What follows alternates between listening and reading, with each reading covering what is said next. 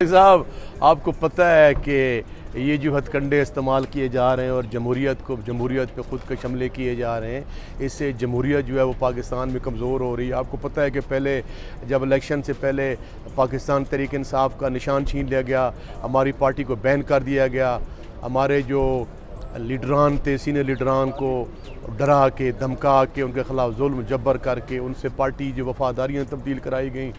और फिर जो हमारी स्पेशल सीट थी सुप्रीम कोर्ट ऑफ पाकिस्तान के जो वर्डिक्ट को ऑनर नहीं किया गया।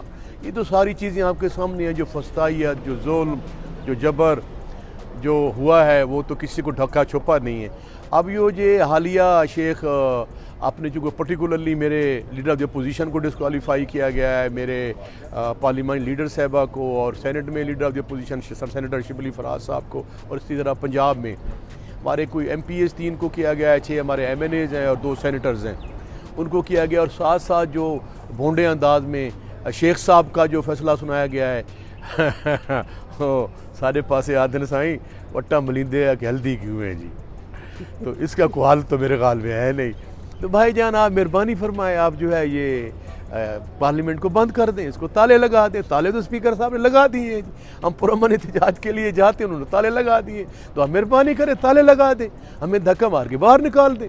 धक्के तो आपने पहले भी मारे हैं जो अवामी नुमाइंदों को आपने 10 सेनेटर मैंने उसको यहाँ से गिरफ्तार करवाया था, तो और तो कुछ चीज़ रह नहीं जाती। जिस तरह दस्ती साहब का फैसला कि भेजा गया है, इससे बड़ी भोंडा कोई आप सोच सकते हैं, देख सकते हैं कि शेख वकास अकरम सीनियर पार्लियामेंटेरियन है और बड़ा जहांदीदा आदमी है माशाल्लाह, और बहुत खूबसूरत इजाफा है पाकिस्तान तहरीक इंसाफ में।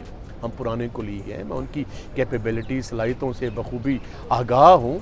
वो एक सीनियर पार्लियामेंटेरियन को पता होता है कि अगर मैं इतनी एब्सेंटी करूँगा तो मेरे खिलाफ ये होगा। अगर हम एप्लीकेशन दें और एप्लीकेशन एक्सेप्ट ही ना हो और एप्लीकेशन को आप जो है वो स्पीकर साहब या जो है वो यहाँ पे प्रेजेंट ही न कराएं हाउस में, उसके अप्रूवल न लें, तो उसका मैं क्या कह सकता हूँ।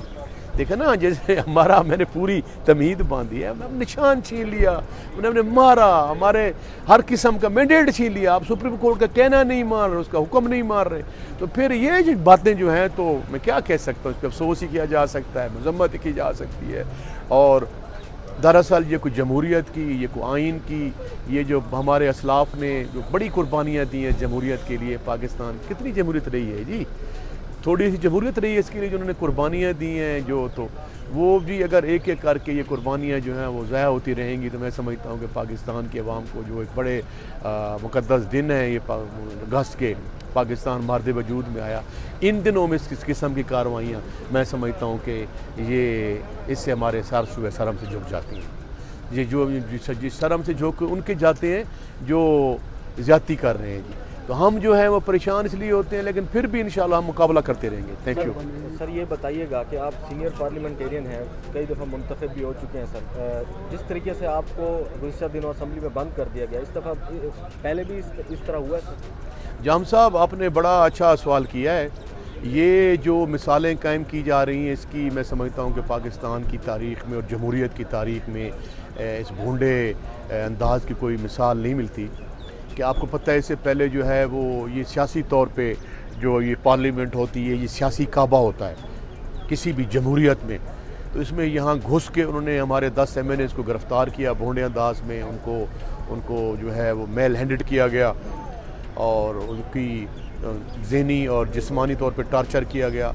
उसके बाद जो ये लेटेस्ट वाक़या जो है, हम पुरअमन एहतजाज के लिए जा रहे थे और असम्बली का गेट बंद कर देना, मैं समझता हूँ कि ये जमहूरियत पे जो है इसके इतने बुरे असरात पड़ेंगे कि शायद कभी भी मार्शल लॉ के रजीम में भी ये बातें नहीं हुई।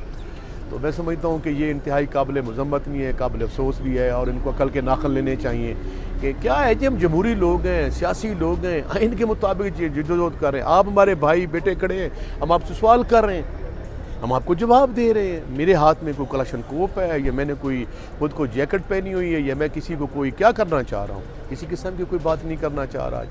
तो ये समझता हूँ कि इंतहाई काबिल अफसोस है और इनकी मज़म्मत करते हैं और इस किस्म के इक़दामात नहीं होने चाहिए।